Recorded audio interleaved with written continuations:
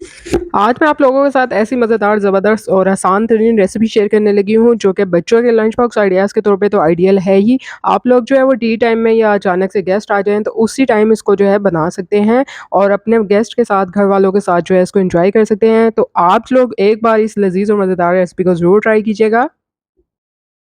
अस्सलाम वालेकुम, welcome to my YouTube channel kitchen with Sam. तो यहाँ पे जो है इस रेसिपी के लिए सबसे पहले 2 अदद मीडियम साइज़ के आलू लिए थे, उनको अच्छे से वॉश करके, कट करके बॉयल होने के लिए रख दिया था। आलू अच्छे से बॉयल हो गए, मैशर से मैंने इनको मैश कर लेना है। तो आपको इसके लिए कोई भी ऐसी चीज़ नहीं चाहिए जो आपके पास ईज़िली घर में अवेलेबल ना हो। तो अगर आपके अचानक से गेस्ट आ जाते हैं या आपको समझ नहीं आ रही आप बच्चों को जो है वो स्कूल के लंच बॉक्सेस में क्या दें, तो आप ये रेसिपी ज़रूर ट्राई कीजिएगा। यकीन कीजिए बहुत ही ज़्यादा टेस्टी बनते हैं और यम्मी होते हैं। यहाँ पे जो है मैंने इसमें थोड़ा-सा नमक ऐड किया, हाफ़ टी स्पून, थोड़ी-सी कुटी हुई लाल मिर्च ऐड की है। अब यहाँ पे मैंने थोड़ी-सी लाल मिर्च ना कम ऐड किया क्योंकि मैं बच्चों के लिए बना रही थी और साथ ही मैंने इसमें ड्राई कसूरी मेथी भी डाल दी है। अच्छे से इन सारी चीज़ों को आपने मिक्स कर लेना है। अब यहाँ पे बेसन मैंने लिया था आधा कप के बराबर, उसमें भी थोड़ी-सी जो है ड्राई कसूरी मेथी डाल दी थी। अगर ये आप नहीं डालना चाहते तो आप जो है फ्रेश हरा धनिया भी डाल सकते हैं, आलू के मेज़े में भी और बेसन में भी।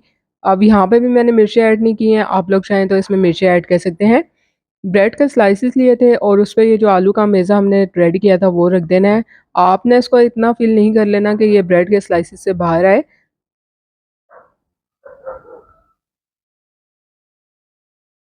दूसरे स्लाइस में मैंने क्या किया था कि मैंने क्रीम लगाई थी और क्रीम लगाने की वज़ह से आप यकीन कीजिए इतना रिच इसका फ्लेवर हो गया था ना, बहुत ही ज़्यादा इसका जो है ना कॉम्बिनेशन आलू के साथ जो है मज़ेदार सा लग रहा था।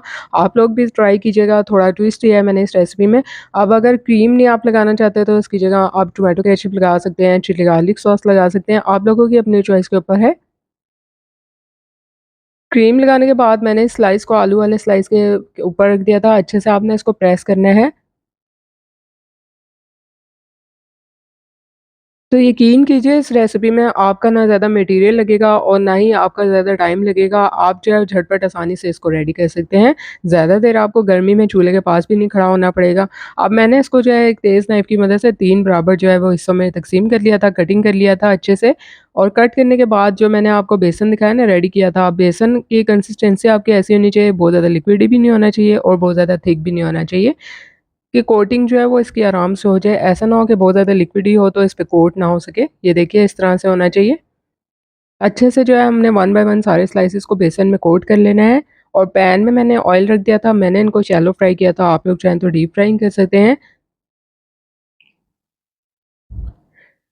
तो यहाँ पे इस सारे स्लाइसेस को कोट करने के बाद मैंने पैन में जो है मैं डालती की थी, मीडियम फ्लेम पर आपने इसको जो है वो अच्छे से जो है गोल्डन ब्राउन होने तक तल लेना है।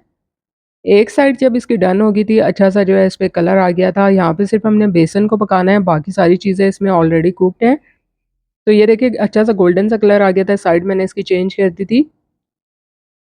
बहुत ज़्यादा तेज़ फ्लेम पर आपने इसको फ्राई नहीं करना है, इस तरह से बेसन जो है ना जो कोटिंग किया है वो कच्चा रह जाएगा।